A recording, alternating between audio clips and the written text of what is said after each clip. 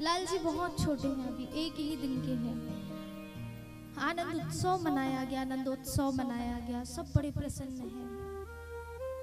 अब इधर कंस, उसे तो चिंता है कि मेरे काल ने जन्म ले लिया है और सुरक्षित गोकुल में पहुंच गया है।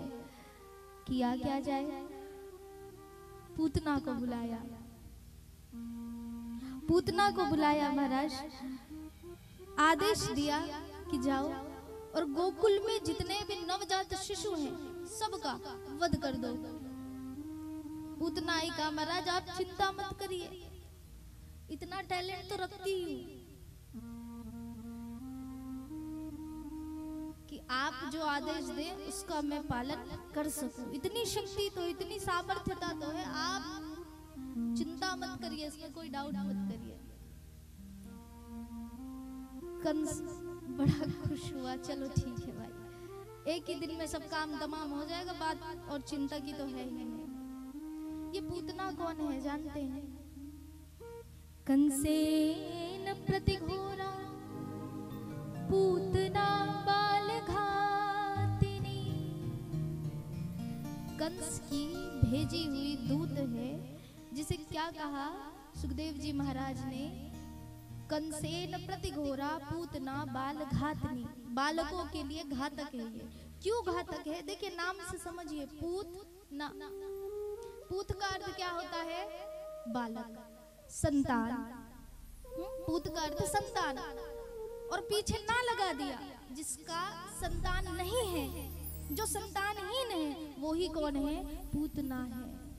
महाराज जिसका कोई संतान ही ना हो वो क्या जानेगा एक संतान के प्रेम को, वो क्या जानेगा एक बालक से माँ का प्रेम क्या होता है, नहीं जान सकता।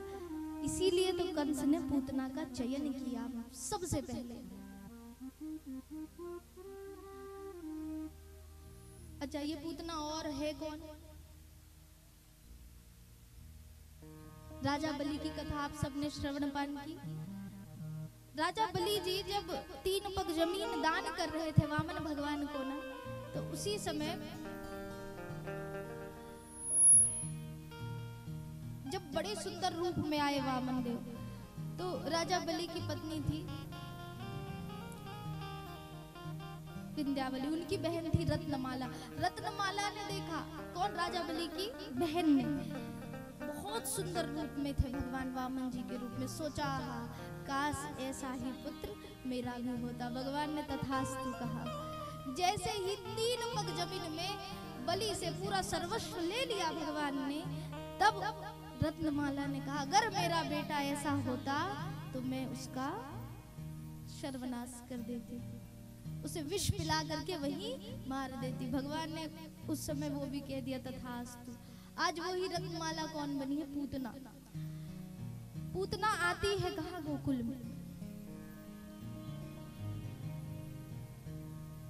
गोकुल में आई पूतना है कौन? राक्षसी है, लेकिन रूप बनाया। रूप बना करके इतनी सुंदर हो गई, इतनी सुंदर हो गई कि कोई देखे तो कोई जान ना पाए कि ये दुष्ट है, जो बच्चों को मारने के लिए आई है, कोई समझ ना पाए। नंद बाबा के महल में पहुंची, सब सखियों ने देखा, अरे इतनी सुंदर गोपी तो आज तक कभी किसी ने देखा नहीं था। सबने स्वागत किया, बिठाया, कहा यहाँ क्या हो रहा है? बताया यहाँ नंदोत्सव हो रहा है, नंद बाबा जी के घर में बड़े सुंदर बालक का जन्म हुआ है। पूतना ने कहा क्या मुझे भी दर्शन होगा? कहा हाँ क्यों नहीं, नंद बाबा तो इतने प्रसन्न है, इतने खुश है, मैया यशोदा इतने खुश है, इतने प्रसन्न है कि सबको दान दे रहे हैं, अपना सर्वस्व लुटा रहे हैं। तुम क्यों नहीं दर्शन कर पाओगी? तुम्हें भी दर्शन मिलेगा।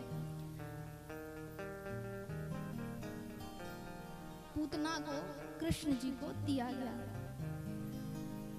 जैसे ही हाथ में लिया तो भगवान ने अपने नेत्र बंद कर लिए। जानते हैं भगवान के नेत्र बंद करने के पीछे बहुत सारे कारण हैं, कुछ मैं आपको बता रही हूँ। कभी भी आप जब भगवान के समक्ष जाते हैं ना, तो जैसे हैं वैसी जाइए। अगर जो व्यक्ति अपने आप को बना करके जाता है, बना करके मतलब समझ रहे हैं ना, देखिए ये हमारा स्वभाव है, छल करना, कपट करना, ईर्ष्या करना, द्वेष करना।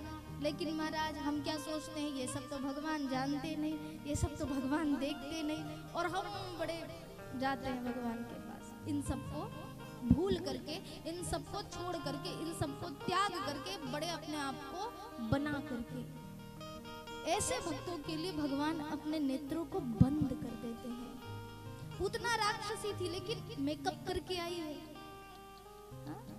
मेकओवर कर लिया है।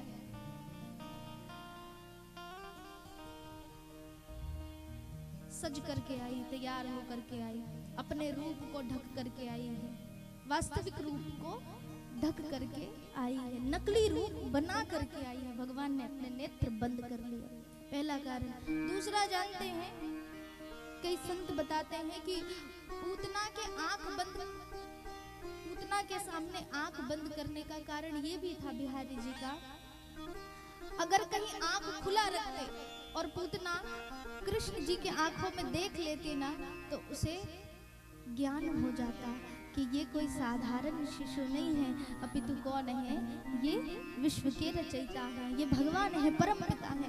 ज्ञान जागृत हो जाता, ज्ञान के पटल खुल जाते।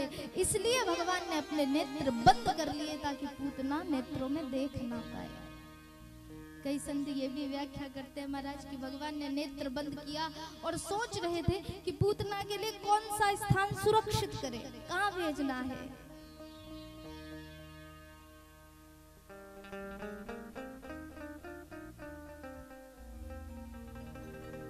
पूतना ने लिया है लाल जी को, और अब तो आई ही थी योजना करके, अपने स्तनों में विष लेकर के स्तनपान कराने लगी भगवान को। श्री बिहारी जी भक्तों का भी उद्धार करते हैं, दुष्टों का भी उद्धार करते हैं। भक्तों को उच्च स्थान दे करके उनके जीवन को सफल बनाते हैं, तो दुष्टों को उस दुष्ट भरे शरीर से मुक्त करा करके उनका उद्धार करते हैं। दुग्धपान करते करते करते करते प्रभु ने रक्तपान करना शुरू किया। पूतना आकाश में चिल्लाती हुई, दहाड़ते हुए अपने पूर्व रूप में आकर के आकाश में उड़ी। भगवान ने उसका वध किया और प्रभु पूतना को मार करके उसके हृदय में बैठे हुए, उसकी छाती पर बैठे हुए, कई योजन तक पूतना का शरीर फैला हुआ है। बड़े जोर से जब आवाज आई नंद महल से, सब निकले बाहर, देखे क्या हुआ क्या हुआ। तो देखा कि बड़ी सी राक्षसी है, बड़े विशाल रूप में है, और उसके ऊपर में लाल जी बैठे हुए। मैया यशोदा ने तुरंत पकड़ा अपने हाथों में श्री ठाकुर जी को, बार बार नजर उतारती है। पूतना के शरीर को जलाया गया और पुनः सब अपने अपने स्थान में आए। ऐसे भगवान श्री कृष्ण ने पूतना का वध किया। बोले बाल कृष्ण भगवान की जय।